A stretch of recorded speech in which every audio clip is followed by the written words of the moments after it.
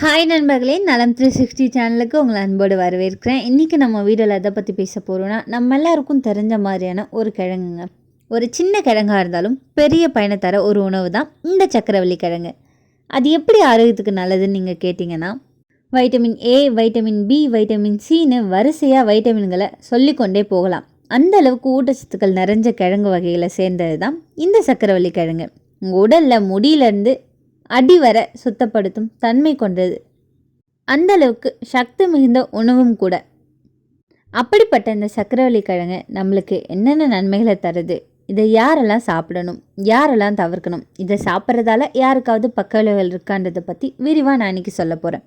அதுக்கு முன்னாடி நலம் 360 சேனலை சப்ஸ்கிரைப் பண்ணாதவங்க சப்ஸ்கிரைப் பண்ணிக்கோங்க. மறக்காமல் பக்கத்தில் இருக்க பெல் ஐக்கானை ப்ரெஸ் பண்ணிக்கோங்க. வாங்க வீடியோக்குள்ளே போகலாம். சக்கரவள்ளி கிழங்குனா நம்ம ஊரில் மோஸ்ட்லி வள்ளிக்கிழங்குன்னு சொல்லுவாங்க. இது ஒரு ரூட் வெஜிடபிள். நிறைய நார்ச்சத்து, வைட்டமின்கள், ஆன்டிஆக்சிடன்ட் நிறைஞ்சது. இது வெவ்வேறு நேரத்தில் கிடைக்கும். ஆரஞ்சு, மஞ்சள், ஊதா, வெள்ளை மாதிரி. ஆரஞ்சு, பர்பிள், வெள்ளைன்னு கலராக இருக்கும். இந்த கிழங்குல நார்ச்சத்து, வைட்டமின்கள், மினரல்கள், ஆன்டிஆக்சிடன்ட்கள் நிறைஞ்சிருக்கு. உங்களை புற்றுநோய் அபாயத்திலிருந்து காப்பது, கண் பார்வை நலன், குடல் இயக்க செயல்பாடு, மூளை செயல்பாடு, நோய் எதிர்ப்பு மண்டல செயல்பாடு அதிகப்படுத்துவதுன்னு உள்ளிட்ட பல உடல் தேவைகளுக்கு இது பயன்படுதுங்க.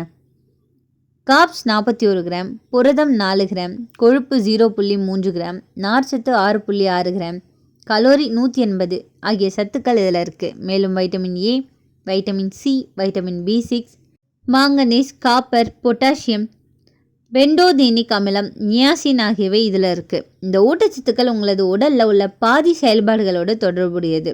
மேலும் இதில் உள்ள அதிக நார்ச்சத்து பண்பு உங்களது குடல் இயக்க செயல்பாட்டிற்கு உதவுது.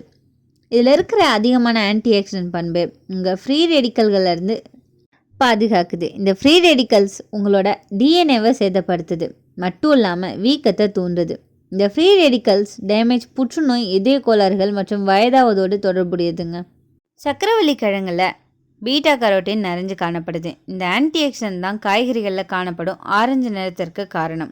இந்த பீட்டா கரோட்டின் உங்களது உடலில் வைட்டமின் ஏவாக மாற்றப்பட்டு கண்களுக்குள்ள ஒளியை கண்டறியும் கூறுகளை உருவாக்க பயன்படுது. ஆரஞ்சு நிற சக்கரவள்ளி கிழங்குகளை உண்ணும்போது இது உங்கள் கண்களில் ஆரோக்கியத்துக்கு தேவையான சத்துக்களை தருது. மேலும் பர்பிள் நிற கிழங்குல உள்ள ஆந்தோசைனின் உங்களது கண் ஆரோக்கியத்துக்கு உதவலாம் அப்படின்னு அமெரிக்க தேசிய மருத்துவ நூலக ஆய்வுகள் தகவலை தெரிவிச்சிட்ருக்கு. இதுவரை விலங்குகள் மீது நடத்தப்பட்ட ஆய்வுகளில் பர்பிள் நிற கிழங்குல காணப்படும் ஆந்தோசைனின் மூளை ஆரோக்கியத்துக்கு உதவுவதாக கண்டறியப்பட்டிருக்கு. அதன்படி வீக்கங்களை குறைத்தல் மற்றும் ரேடிக்கல் சேதங்கள்லேருந்து பாதுகாப்பதன் மூலம் இது மூளை ஆரோக்கியத்தை பாதுகாக்குது அப்படின்னும் சொல்லப்படுது. ஞாபக சக்தியை மேம்படுத்துது அப்படின்னு ஆய்வுகள் கூறுது. பொதுவாகவே ஆன்டிஆக்சிடன்ட்கள் பழங்கள், ஊட்டச்சத்து நிறைஞ்ச காய்கறிகள் மற்றும் இதர ஊட்டச்சத்துக்கள் அடங்கிய உணவுகளை தொடர்ந்து உங்களது டயட்டில் சேர்த்துக்கொள்வதால் உங்கள் மனநல பாதிப்பு ஏற்படும் அபாயம் 13% குறைவதா அமெரிக்க தேசிய மருத்துவ நூலக ஆய்வுகள் தகவலை கூறுது. சக்கரவள்ளி கிழங்குல கரையக்கூடிய மற்றும் கரையும் தன்மையற்ற 2 விதமான நார்ச்சத்துக்களும் இருக்குது. இதில் இருக்கிற நார்ச்சத்துக்கள் மற்றும் ஆன்டிஆக்சிடன்ட்கள் உங்களோட குடல் ஆரோக்கியத்துக்கு முக்கியமானது. இதில் இருக்கிற கரையக்கூடிய நார்ச்சத்துக்கள் உங்களது குடல் பகுதியில் தங்கி இருக்கிற மலத்திலிருந்து தண்ணீரை உறிஞ்சி சமூகமாக மலம் வெளியேற உதவுது. கரையாத நார்ச்சத்துக்களும் பாக்டீரியாக்களுடன் நொதித்து ஒரு சில அமிலங்களை உருவாக்கி உங்களின் குடல் பகுதி ஆரோக்கியமாகவும் ஸ்ட்ராங்காகவும் இருக்க இது உதவியாக இருக்கும். இதில் இருக்கிற ஆன்டிஆக்சிடன்ட்கள் உங்களது குடலுக்கு தேவையான சில நல்ல பாக்டீரியாக்களை உருவாக்கி குடலை ஆரோக்கியமாக வச்சுக்கொள்ளுது. மேலும் IBS போன்ற குடல் இயக்க பிரச்சனைகள் ஏற்படும் அபாயங்கள்லேருந்து பாதுகாக்குது. ஒரு நாளில் 20-33 கிராம் நார்ச்சத்து எடுத்துக்கொள்ளும் போது குடல் புற்றுநோய் அபாயம் மற்றும் இன்னும் பிற குடல்சார் பிரச்சனைகள் அபாயத்தை குறைப்பதா அமெரிக்க தேசிய மருத்துவ நூலகம் தரவுகள் கூறுதுங்க. சர்க்கரைவள்ளி கிழங்குல காணப்படுற ஆன்டிஆக்சிடன்ட்கள் கேன்சர் எதிர்ப்பு கூறுகளாகவும் செயல்படுது.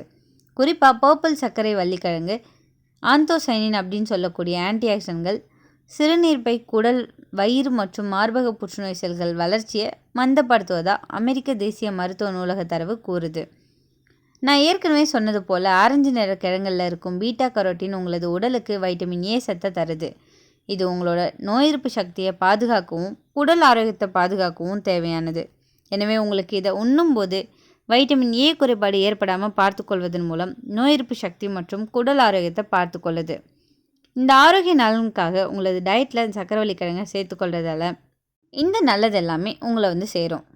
சக்கரவள்ளி கிழங்குல இயற்கையான சர்க்கரை இருக்குது, அதனால் இது சாப்பிட்டா உடனடி சக்தி கிடைக்கும். ஆனால் டயபெட்டிஸ் மாதிரி ஸ்பைக் ஆகாது. அதனால் சிறு குழந்தைகள், மாணவர்கள், வேலைக்கு செல்வோர் எல்லாருக்குமே இது ஒரு நல்ல மருந்துன்னு சொல்லப்படுது. இதில் உள்ள டயட்ரி ஃபைபர் நம்ம குடல் சுத்தம் பண்ணுது, மலச்சிக்கலை தடுக்குது. நாள்தோறும் சிறிய அளவு எடுத்துக்கிட்டோம் அப்படின்னா டைஜஸ்டிவ் சிஸ்டம் நல்லா வேலை செய்யும். சில பேருக்கு அடிக்கடி கேஸ்ட்ரிக்ஸ் அல்லது கான்ஸ்டிபேஷன் இருக்கும். சக்கரவள்ளி கிழங்கை சாப்பிட்டா அந்த பிரச்சனை குறையும்.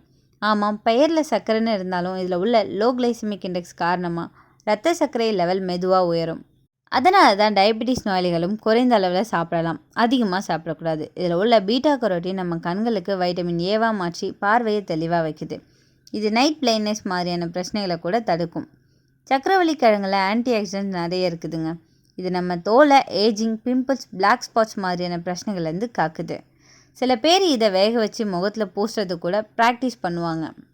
இதில் vitamin C, vitamin B6, iron, magnesium எல்லாமே சேர்ந்து இருக்கிறதால நம்ம உடம்புக்கு ஒரு இயற்கை பாதுகாப்பு கவசம் மாதிரி வேலை செய்யுதுங்க. இதில் உள்ள பொட்டாசியம் மற்றும் ஆன்டி ஆக்சிடென்ட்ஸ் நம்ம இதயத்தின் செயல்பாட்டை மேம்படுத்தி இரத்த அழுத்தம் குறைக்க உதவியாக இருக்குது.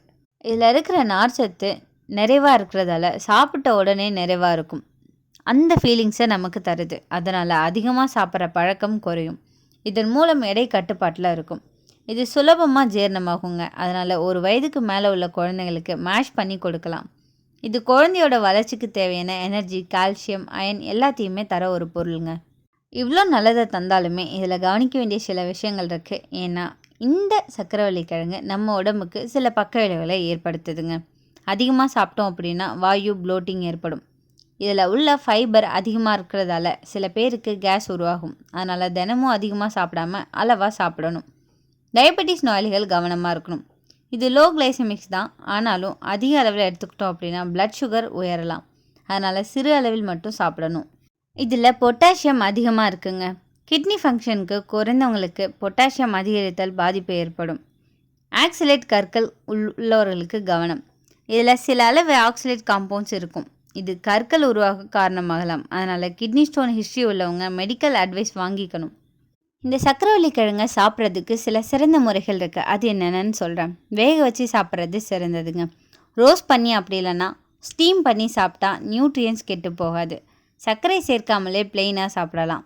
மாலை நேர ஸ்நாக்ஸ் அப்படி இல்லைன்னா காலை பிரேக்ஃபாஸ்ட்டாக இதை நம்ம சாப்பிடலாம்.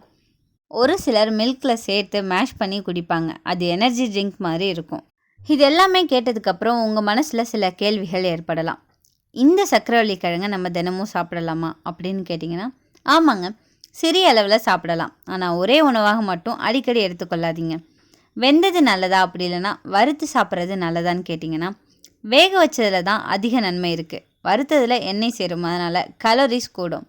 எடை அதிகரிக்குமா அப்படின்னு கேட்டிங்கன்னா, அளவுக்கு மீறி சாப்பிட்டா தான் எடை கூடும். சரியான அளவில் எடுத்துக்கிட்டோன்னா எடை குறைக்கவும் கூட இது உதவியாக இருக்கும். இந்த சக்கரவள்ளி கிழங்கு ஒரு சின்ன கிழங்கு தாங்க, ஆனால் பெரிய அற்புதம். சரியான அளவில் சரியான முறையில் சாப்பிட்டோன்னா சக்தியும் ஆரோக்கியமும் அழகும் நம்ம கூடவே இருக்கும்.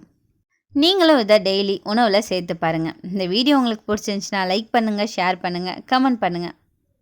மறக்காமல் நம்ம சேனலை சப்ஸ்கிரைப் பண்ணுங்கள். அடுத்த ஒரு அற்புதமான வீடியோவில் சந்திக்கிறேன். அது வரைக்கும் பாய்.